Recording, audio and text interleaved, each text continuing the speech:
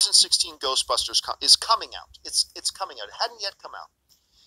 And besides the fact that it was maybe the worst first trailer in history for a movie. Remember that when it was just all referencing the original Ghostbusters? Oh, yeah. And it turned everybody off. I was excited for this movie because I thought, first of all, I think Paul Feig is a really good director. And by the way, his movie, A Simple Favor, from 2018, brilliant. I'm telling you guys, if you have not seen that movie yet, check out A Simple Favor. It is wonderful. Anyway, you had Paul Feig directing it. You had this brilliant cast, one of which is Leslie Jones, of just wonderfully brilliant comedic talents in there. And I was excited for it. Now, I went to go see the movie, and I liked it. I thought it was funny. I also had some major problems with it, but overall, I thought it was an entertaining movie. I had a good amount of laughs in it personally. Did it even come close to the quality of the original Ghostbusters? No, of course not, but I don't think anybody was expecting that. But I appreciate it. And I'll tell you what, I think Leslie Jones is a comedic gold mine. I love her on SNL, and I really liked her in Ghostbusters. I enjoyed her performance in Ghostbusters. I am a fan of Leslie Jones, all right? So that's to set the context here. Of course, you guys know that last week was announced that Jason Reitman, son of Ivan Reitman, and a world-class director in his own right, was going to come and direct a new Ghostbusters series, getting back to the original film's continuity. The 2016 was a reboot. It kind of did away with the old Ghostbusters. It was a reboot. Now they're going to kind of reboot again, but by getting back to the original timeline, right?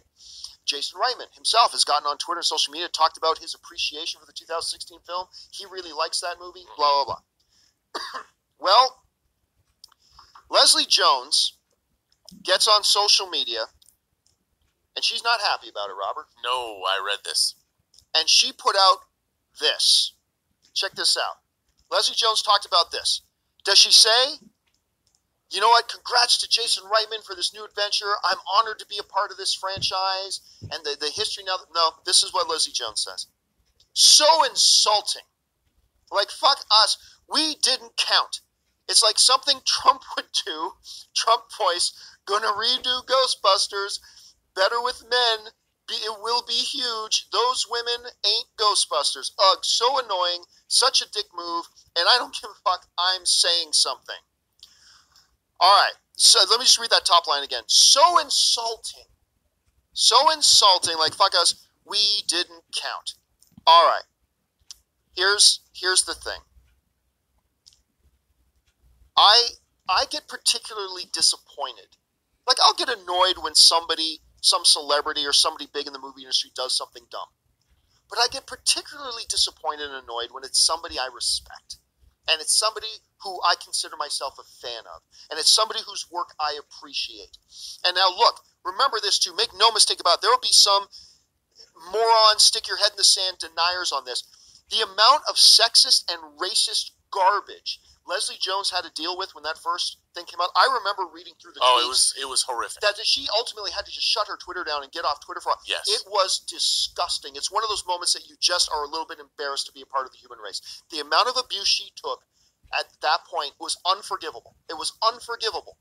And so one can a little bit, kind of like a villain origin in a comic book movie, you can kind of understand how she became a little bit jaded. Right. And a little bit upset and a little bit annoyed about the whole thing. I get it. So let me just say that all up front, okay? But there is no excuse, Robert. There is no excuse for this entitled actor to get on here and complain about what she's entitled to.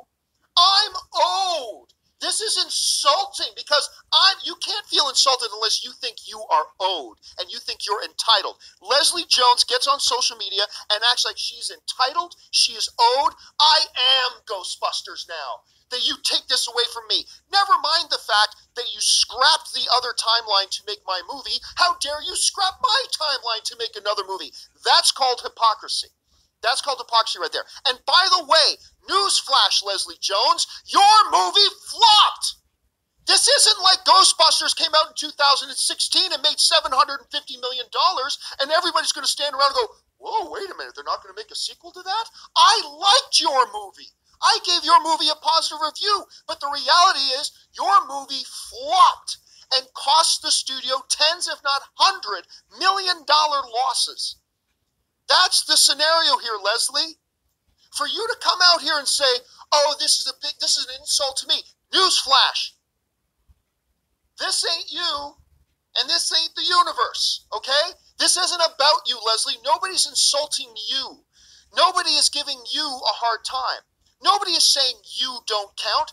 Newsflash, you're an actor. Know your place. More actors need to know their place. You are a hired piece of labor to come in and perform a job that you are uniquely skilled to do and that only you can do to a certain degree, but that doesn't make the movie yours. And it doesn't mean the universe owes you. And it doesn't mean the studio owes you. You know what you're owed? You're owed a paycheck. You're owed a paycheck. And a good paycheck. And you got that paycheck. But that didn't suddenly make this property belong to you. You made a movie. They took a risk on it. They tried something different. And I applaud it, and I like the results. But that didn't mean suddenly the universe became indebted to you and that you were owed something and this franchise belongs to you. Not at all. Your movie flopped. So what is the studio supposed to do? Well, let's make another flop. No, they've got a valuable IP in Ghostbusters. They know they don't want to abandon the Ghostbusters IP, but they recognize, hey, we rolled the dice. We took a gamble to try something a little bit different. We got some ridiculously talented people involved, including both behind the camera and in front of the director, in front of the camera. And it didn't work. We failed. We lost money. The film flopped. Okay, well, let's try something different. Let's try going back to the original kind of stuff and try that.